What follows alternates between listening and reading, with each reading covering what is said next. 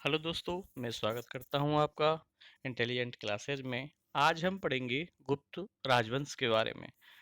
गुप्तों का उद्गम किस प्रकार हुआ, ये एक बड़ा विवादास्पद प्रश्न रहा है।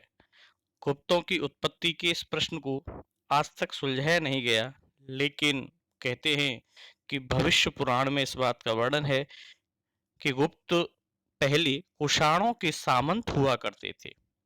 उसके बाद में इन्होंने किस प्रकार से राजगद्दी बनाई या राजगद्दी पे किस प्रकार आसन हुए, इसका पूर्ण जानकारी तो अभी तक पुराणों में नहीं मिली है। लेकिन ये जरूर हम कह सकते हैं कि गुप्त राजवंश की जानकारी को जानने का सबसे महत्वपूर्ण स्रोत पुराण है। जैसे विष्णु पुराण, भागवत पुराण, वायु पुराण, इन सब की रचना गुप्त काल में हुई है। और गुप्त इतिहास जानने के सबसे प्रमुख स्रोत अभिलेख भी हैं। तो ये दो चीजें, पुराण और अभिलेख, इन दोनों के माध्यम से गुप्त वंश के बारे में अधिक से अधिक जाना जा सकता है।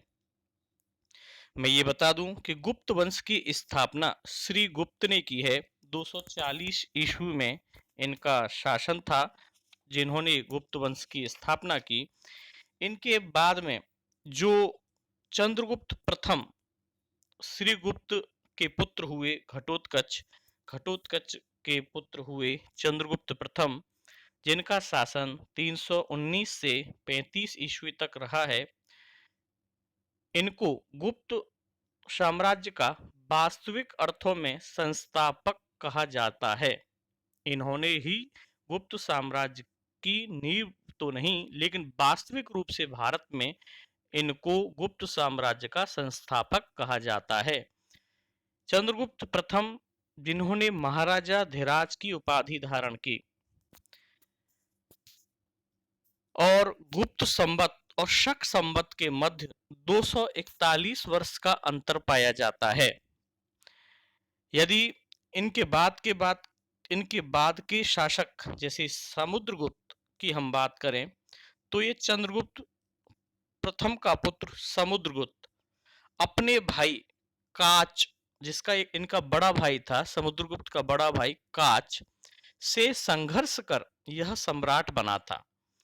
समुद्रगुप्त बहुत ही योग्य, बहुत ही होनहार शासक था। समुद्रगुप्त की जो जानकारी है वो प्रयाग प्रशस्ति या इलाहाबाद लेख में मिल जाती है।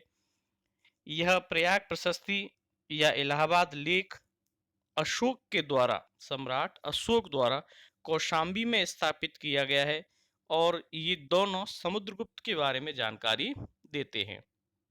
प्रयाग प्रशस्ति इलाहाबाद किले में है वर्तमान में, जिसकी ऊंचाई 35 फुट है। प्रयाग प्रशस्ति के लेखक हरिशेड हैं। और समुद्रगुप्त की मैं जिनकी बात कर रहा हूँ, समुद्रगुप्त का अर्थ होता है जो लक्ष्मी और सरस्वती के विरोध को मिटाने वाला, जो लक्ष्मी और सरस्वती के आपस के अंतर को समाप्त कर दे, वह समुद्रगुप्त है। समुद्रगुप्त, मैंने वैसे बोला कि समुद्रगुप्त बहुत ही इंटेलिजेंट था, तो इन्होंने एक काव्य ग्रंथ की रचना की जिसका नाम है उपजीव काव्य ग्रंथ।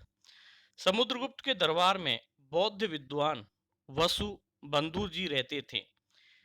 एक प्रसिद्ध इतिहासकार रहे हैं विंसेंट स्मिथ के अनुसार समुद्रगुप्त को भारतीय नेपोलियन कहा गया है।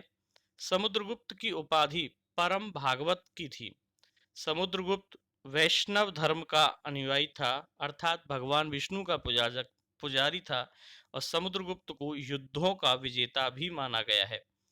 समुद्रगुप्त ने कई युद्ध लड़े, जिनमें से आठविक राज्य का युद्ध बहुत ही इंपॉर्टेंट है, इसीलिए समुद्रगुप्त को आठविक राज्य का विजेता माना गया है।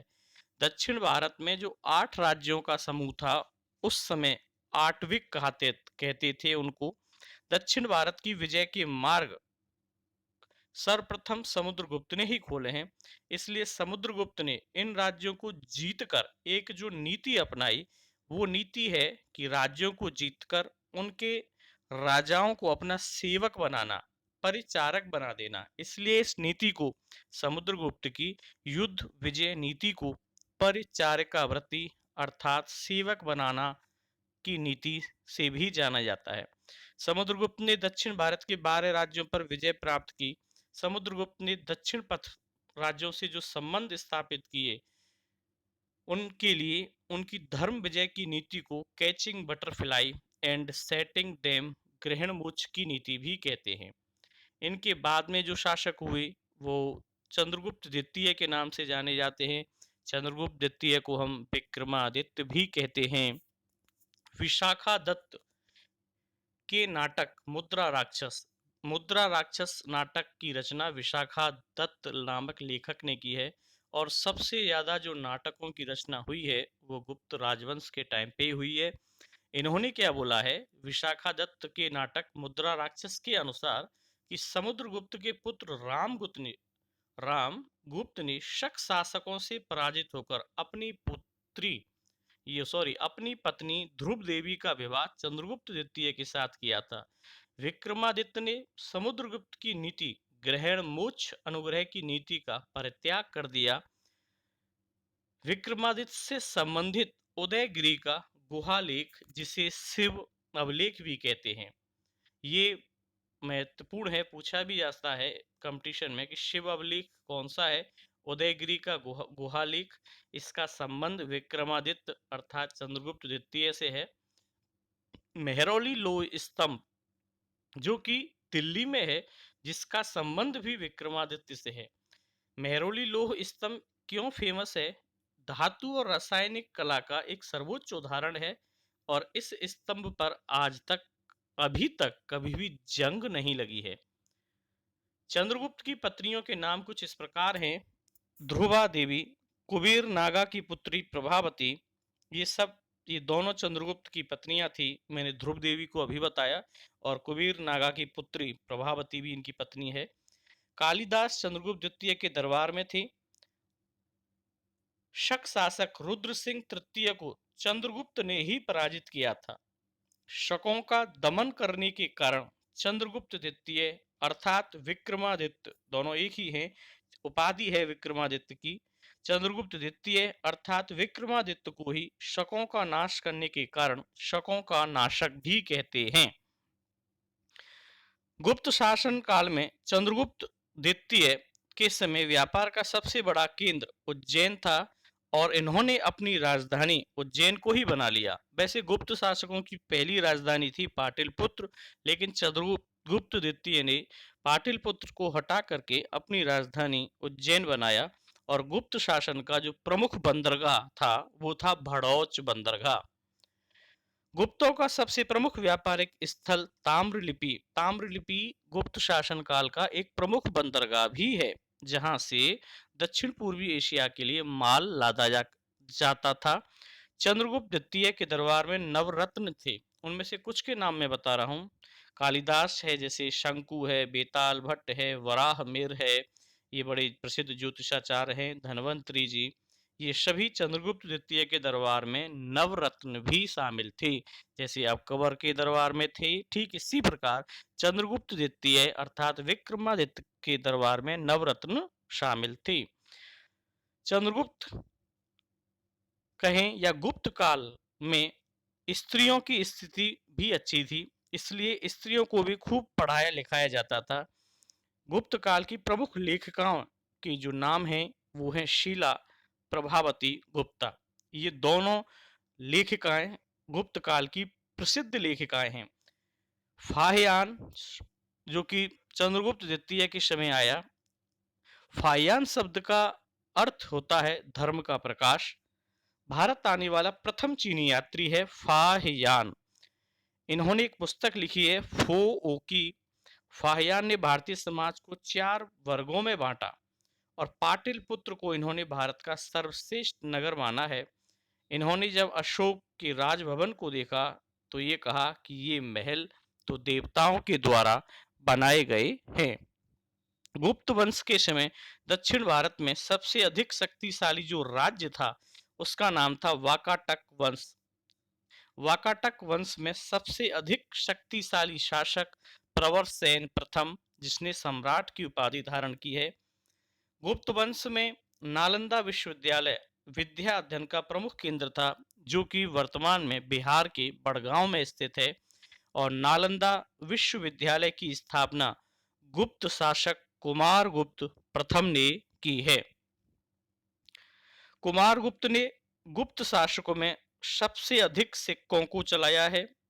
कुमारगुप्त के दरबार में वसु नामक एक दूत आया है और जूनागढ़ अभिलेख गुजरात के सौराष्ट्र जिले में है, जिसकी स्थापना शक शासक रुद्रदामन द्वारा की गई है। रुद्रदामन ने सुदर्शन झील का निर्माण कराया है। गुप्त काल में सुदर्शन झील का निर्माण बहुत ही महत्वपूर्ण है। सुदर्शन झील वैसे पूर्ण रूप से बिंदुसार के शासन काल में बन करके तैयार हुई है। सुदर्शन झील से सर्वप्रथम सिंचाई के लिए जो नहर निकाली, वो नहर निकालने वाला अशोक था। सुदर्शन झील में पलाशनी नदियों का पानी गिरता था। गुप्त शासक स्कंद गुप्त ने सुदर्शन झील का बांध दूसरी बार टूट जाने पर इसका पुनर्निर्माण करवाया, लेकिन ये हो नहीं सका और जिसके कारण यह झील दुदर्शनी अर्थात टूटी फूटी हो गई। भीतरी स्तंभ लेख का संबंध हूण जाति के आक्रमण से है। हूण जाति वह जाति है, एक विदेशी आक्रमणकारी हैं हूण, और हूणों जाति का आक्रमण गुप्त शासन के टाइम पे भारत में हुआ था। जो गुप्त शासक जिन्होंने हूण जाति से सबसे अधिक लड़ाई लड़ी, उनका नाम है स्कंद गुप्त। यदि गुप्तों के साहित्य के बारे में बात करें तो गुप्तकालीन साहित्य में नाटक साहित्य के विकास का स्वर्ण युग गुप्त काल कहा जाता है। सर्वाधिक नाटकों की रचना इसी काल में हुई है। गुप्त शासकों ने संस्कृत को राजभाषा घोषित किया है, जबकि गुप्त काल का प्रसिद्ध कवि कालिदास विक्रमादित्य कुमारगुप्त प्रथम के समकालीन था। ये पूछा जाता है, आप मेरे दोस्तों पेन कॉपी लेकर के बैठें, एक एक चीज को लिखें और समझें कि गुप्त काल का प्रसिद्ध कवि कालिदास कौन से गुप्त सम्राट के समकालीन था। तो उत्तर है विक्रमादित्य और दूसरा कुमारगुप्त, इन दोनों के समकालीन था। कालिदास ने बहुत सारी रचनाएं लिखी हैं, काफी नाटक लिखी हैं, जिनमें से प्रसिद्ध नाटक हैं रघुवंशम, कुमार संभव, मेघदूतम, ऋतुसंहारम, विक्रम बरसिए। कालिदास की जो अंतिम काव्य रचना है वो है रघुवंशम। मृच्छकटिकम, मिट्टी अर्थात इसका अर्थ देखें, ये पूछा जाता है कि मृच्छकटिकम का अर्थ बताएं।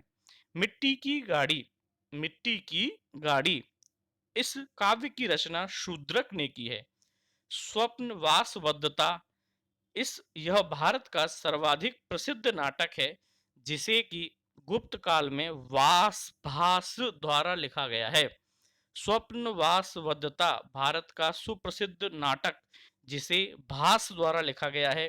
रावण वध, इस ग्रंथ की रचना भी वत्स भट्टी ने की है, अष्टाध्यायी, और इसकी रचना पाणिनि ने की है।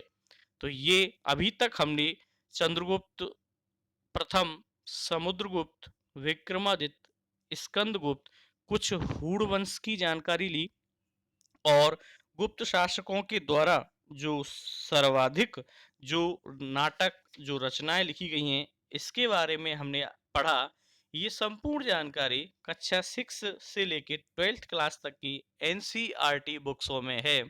इसलिए मैं आप सभी से अनुरोध करता हूं कि आप मेरा चैनल सब्सक्राइब करें, शैलिश इंटेलिजेंट क्लासेस के नाम से।